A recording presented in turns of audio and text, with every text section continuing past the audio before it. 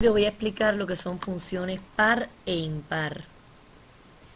Una función par se define como una función en la que para todo valor de x perteneciente al dominio, f de menos x es igual a f de x.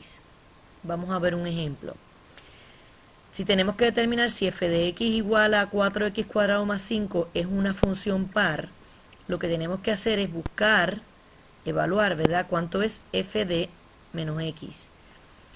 Y por lo tanto lo que vamos a hacer es que vamos a sustituir donde quiera que está x, vamos a sustituir menos x, el opuesto de x. Y en ese caso tenemos 4 por el opuesto de x al cuadrado más 5.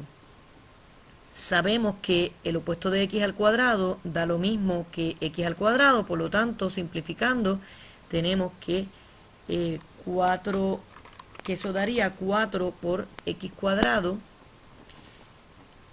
más 5, que es exactamente lo mismo que f de x. Por lo tanto, se cumple que f de menos x es igual a f de x y si concluimos que es una función par. Vamos a tomar otro ejemplo. Vamos a suponer que tenemos ahora f de x igual a 3x cuadrado menos 2x y queremos averiguar si es una función par.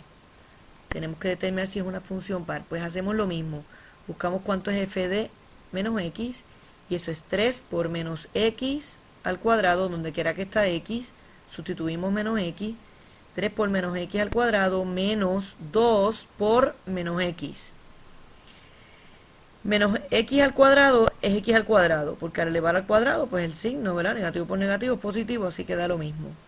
Pero acá, negativo por negativo es positivo y por lo tanto tengo más 2x.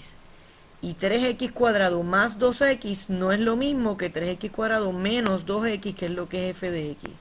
Por lo tanto, como no son iguales, concluimos que f de x no es función par. En este caso, no es función par.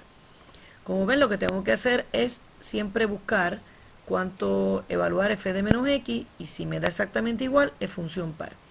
Vamos ahora a ver cómo determinar qué es una función impar, que una función es impar.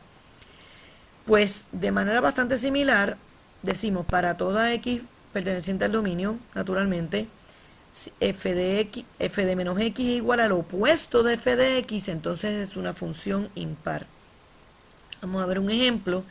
Vamos a tomar el mismo que acabamos de ver ahora, que salió que no era par, pues vamos a ver si es impar, porque algunas personas piensan, pues si no es par, es impar. Pues vamos a ver. Tenemos f de x igual a 3x cuadrado menos 2x y vamos a determinar si esa función es impar. Hacemos exactamente lo mismo que hicimos para determinar si es una función par, o sea que siempre vamos a hacer exactamente lo mismo. Vamos a buscar cuánto es f de menos x. F de menos x, que ya lo habíamos hecho ahorita, da 3x cuadrado más 2x, pero 3x cuadrado más 2x es exactamente el opuesto a f de x.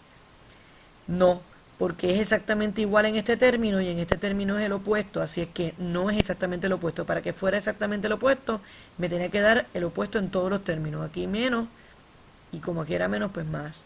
Así que no es exactamente lo opuesto, no es igual a f de x y tampoco es exactamente lo opuesto, así que no es ni par ni impar. ¿Ok? Concluimos que esta función no es impar. Así que no toda la función que no es par es impar. Hay funciones que no son ni par ni impar. Vamos a ver otro ejemplo. En este caso el ejemplo 4.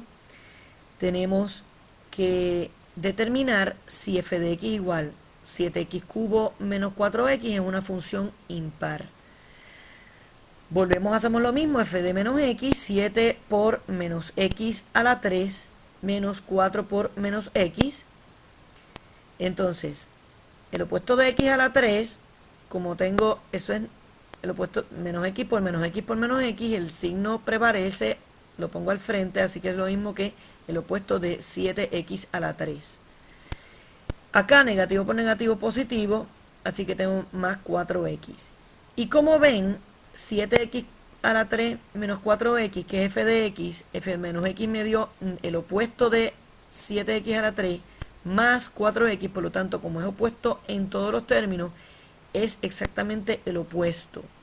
¿verdad? O sea, esto que está aquí es el opuesto de 7. Si yo factorizo, digamos, un signo, saco del más, saco un menos, así que tengo menos 4x. Se fijan, si aplico la propiedad distributiva me va a quedar eso. Y esto es el opuesto de f de x. ¿Ok? El opuesto de f de x. Pero más fácil es ver que es el opuesto en todos los términos. Todos los términos son opuestos, pues es el opuesto. Y como es el opuesto, voy a borrar esto aquí. Pues entonces concluimos que f de x es una función impar. ¿Ok? Vamos a ver entonces ahora gráficamente cómo identificamos. Una función par siempre simétrica al eje de y una función impar siempre simétrica al origen. Aquí tenemos dos ejemplos. Una función par va a ser simétrica al eje de y. Todo lo que tiene al lado derecho del eje de y exactamente coincide al lado izquierdo.